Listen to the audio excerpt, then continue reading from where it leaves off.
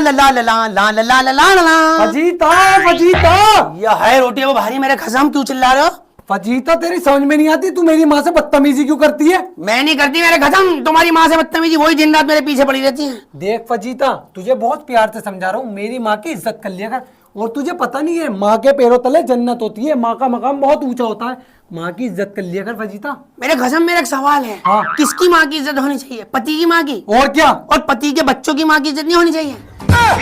भाई इज्जत तो पति के बच्चों की माँ की भी होनी चाहिए। नहीं फजीता तू घूम फिर के हर बार बीच में अपनी लकड़ी क्यों फंसा देती है? मेरे खसम में अपनी लकड़ी का फंसा रही हूँ। तुम्ही ने तो इतना लंबा लेक्चर दिया है कि माँ का मकाम बहुत ऊंचा होता है, माँ का रुतबा बहुत ऊंचा होता है, माँ के पैरों तले जन्नत होती है, माँ की खिदमत करने से जन्नत मिलती है।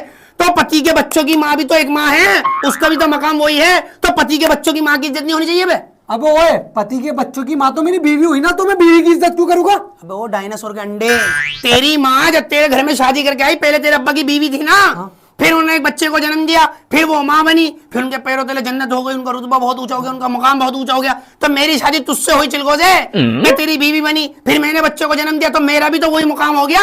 मेरे पैरों तले जन्नत, मेरा रुतबा, मेरा मुकाम इतना ऊंचा हो गया, मेरी खिदमत करने से भी जन्नत मिलेगी। तो डायनासोर के अंडे, पति के बच्चों की माँ की इज्जत क्यों नहीं हो रही? फजीता, पति के बच्चों की माँ की इज्जत तो पति के बच्चे करेंगे ना। तो फिर पति की माँ की इज्जत भी है ना, पति की माँ के बच्चे करेंगे। मुझसे क्यों करा रिया है? मुझसे क्यों करा रिया? माँ माँ होती है, किसी की भी हो, सुन ले वो, माँ माँ होती है, चाहे तेरी माँ हो चाहे मेरे बच्चों की माँ हो। और एक बात बता दूं, जो तेरी नजर में तेरी माँ की इज्जत है ना, वही मेरे बच्चों की नजर में मेरी इज्जत है। तो एक माँ को तो तुम जलील कर रहे हो, हैं, उसे ताने मार रहे हो, उसे सुबह शाम गालियां दे रहे हो, और दूसरी माँ की इज्जत कर रहे हो। क्यों भाई? जब ऊपर वाले ने एक ही मकाम बनाया है, तेरी माँ की भी वही इज्जत है और तेरे बच्चों की माँ की भी वही इज्जत है।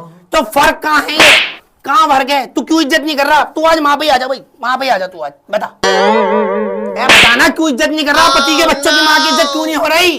बताना। और किसकी माँ की इज्जत की बात कर रहा तू? मुझे बता भाई, मुझे बता। नंद की माँ की इज्जत होनी चाहिए, देवर की माँ की इज्जत होनी चाहिए, जेठ की माँ की इज्जत होनी चाहिए, पति की माँ की इज्जत होनी चाहिए, पति के बच्चों की माँ की इज्जत होनी चाहिए। बताना किसकी इज्जत होनी चाहिए? मैंने तो समझ में नहीं आ रहा कौन किसकी माँ और किसकी माँ की इज्जत होनी चाहिए। तो तू ही तो रो रहा, माँ की इज्जत होनी चाहिए, माँ की इज्जत होनी चाहिए। एक माँ की तो इतनी इज्जत हो रही हो, मेरी माँ की इज्जत करना, पति की माँ की इज्जत, पति की माँ की, और पति के बच्चों की माँ, उसका क्या हो गया? उसे सब ताने दो, उसे सब गालियां दो, उसकी कोई इज्जत नहीं है। अबे माँ तो वो भी है, क्यों नहीं कर रहा इज्जत? क्यों नहीं कर रहा? अब चल अपनी अपनी माँ की इज्जत खुद करो। अम्मा आज से सिर्फ मैं इज्जत करूँ, तुम्हारी फजीता नहीं। दफे हो जाए दिमाग में दिलाइयो। देखो भाई, पूरे पति समाज से मेरा एक सवाल है, अगर पति की माँ की इज्जत होनी चाहिए तो फिर पति के बच्चों की माँ की इज्जत क्यों नहीं होनी चाहिए? और तुम्हें टाइम कयामत तक का है इस सवाल का जवाब दे देना। आया बड़ा यहाँ से ला ला ला ला ला।